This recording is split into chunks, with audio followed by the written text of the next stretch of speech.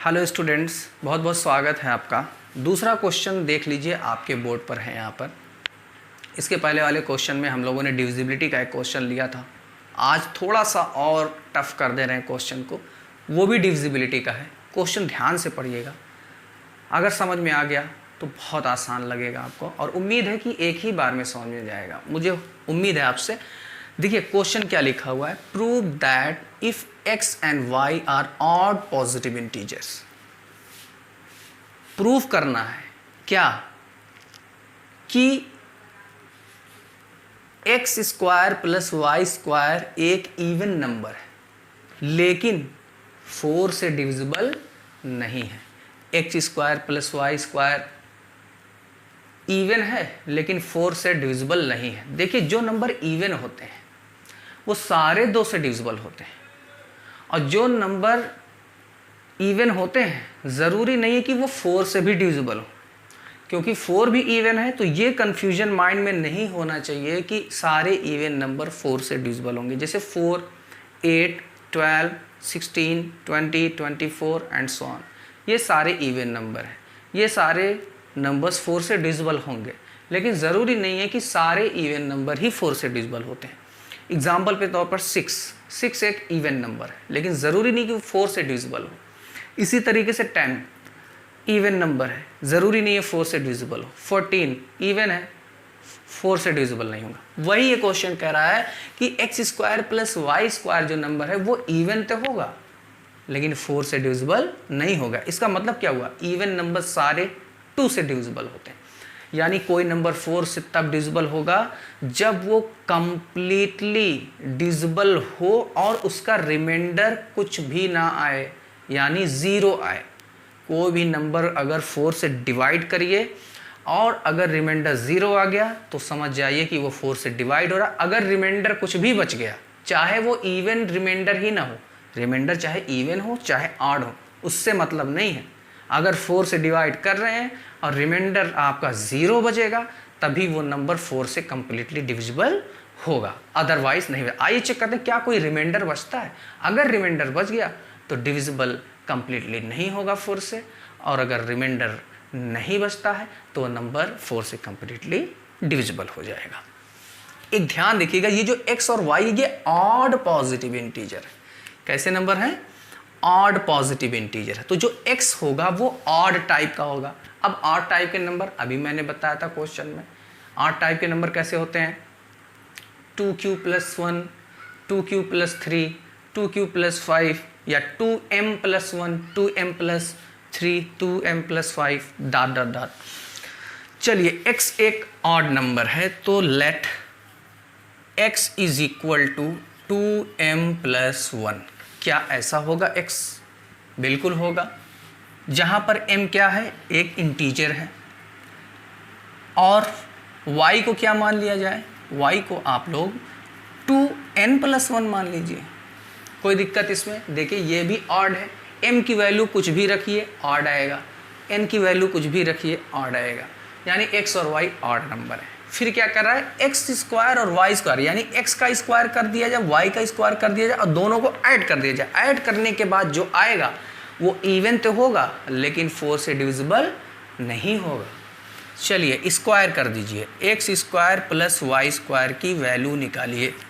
क्या आएगा, x square यानी x की वैल्यू 2m प्लस 1 दी है तो इसका square, plus plus y square, y की वैल्यू ये है, इसका स्क्वायर कर दीजिए। राइट, इतना समझ में आ गया ना। a प्लस बी का होल स्क्वायर आइडेंटिटी लगा दीजिए। a प्लस बी के होल स्क्वायर की आइडेंटिटी क्या होती है, a square plus B square plus 2ab। यहाँ लिख दे रहा हूँ मैं आइडेंटिटी, a प्लस बी के होल स्क्वायर की identity a square plus B square plus 2ab।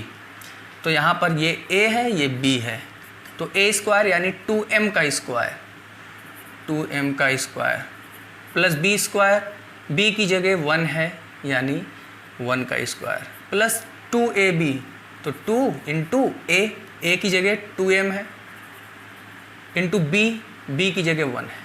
ये इतना समझ में आ गया पहला ब्रैकेट। सिमिलरली दूसरा ब्रैकेट भी यही रहेगा, ये हो जाएगा 2n स्क्वायर क्योंकि ए स्क्वायर है तो 2n square plus B square यानी 1 का स्क्वायर प्लस 2ab यानी 2 इंटू ए कितना था 2n इंटू बी है 1। ये आइडेंटिटी हमने ओपन कर दी। चलिए जल्दी से इसको सॉल्व कर ले। ये हो जाएगा 4m स्क्वायर, ठीक है। ये कितना हो जाएगा 1, ये हो जाएगा 4m, ये कितना हो जाएगा 4n स्क्वायर, ये हो जाएगा 1 और ये हो जाएगा 4n, ठीक है। इतना समझ में आएगा ना। हमको ये चेक करना, ये इवन तो होगा लेकिन 4 से डिविजिबल नहीं होगा, यही प्रूफ करना है। जितने भी 4 वाले नंबर्स हैं ये सबको एक साथ ले लीजिए। 4m square plus 4m plus 4n square plus 4n ले लिया, बचा क्या 1 क्या होता है 2, लास्ट में इसको लिख लिया। अब इन चारों को देखिए, ये 4 यहाँ तक, यहाँ से लेके यहाँ तक, ये देखिए सब में 4 कॉमन है, 4 कॉमन कर लीजिए। सभी में 4 क्या है कॉमन है। जब 4 कॉमन हो जाएगा बचेगा क्या m square plus m, n square plus n, और ये +2 लास्ट में रहने दीजिए। अब बहुत आराम से ध्यान दीजिएगा, इन सारे नंबर को अगर हम q मान लें, क्या मान लें q मान लें, तो ये हो जाएगा 4q, ये 4q, इन सारे नंबर को जो ब्रैकेट के अंदर है उसको हमने q मान लिया तो 4q हो जाएगा। लास्ट में +2 बच रहा है, बच गया। हमने बताया था कि कोई नंबर अगर ये कोफिशिएंट इवन है और प्लस के बाद भी इवन है तो वो नंबर हमेशा इवन होता है।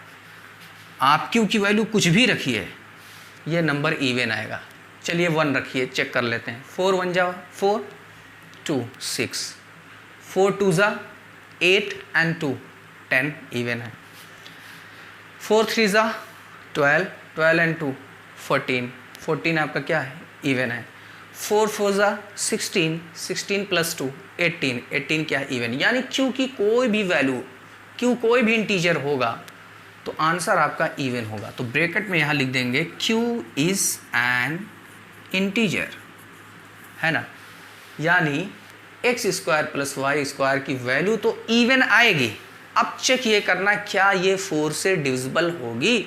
हमने कहा था कि अगर रिमाइंडर बच गया तो 4 से डिविजिबल नहीं होगा, अगर रिमाइंडर नहीं बचा तो ये 4 से कम्प्लीटली डिविजिबल हो जाएगा। ये नंबर 4 से डिविजिबल हो गया। अब ज़रा गौर करिए, इसको यूक्लिड डिवीजन लेमा से कंपेयर करिए।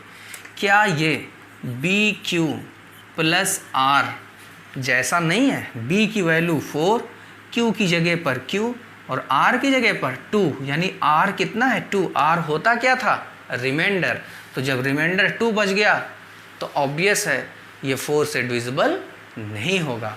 तो इवन तो है लेकिन 4 से डिविजिबल नहीं है। तो लिखिएगा this number is an even but not divisible by 4। यहाँ पर एक लाइन आपको इतनी ऐड करनी होगी। तो उम्मीद है आपको ये समझ में आया होगा। ये डिविजिबिलिटी बहुत आसान है, इसमें से एक क्वेश्चन अक्सर एग्ज़ाम में पूछा जाता है। तो आपसे रिक्वेस्ट है प्लीज़ इस तरह के क्वेश्चन को सॉल्व कर लीजिए। आप अपनी बुक से सॉल्व कर लीजिए, इंटरनेट से मटेरियल ले सकते हो। तब तक के लिए बहुत बहुत शुक्रिया, इजाज़त दीजिए। Thank you so much.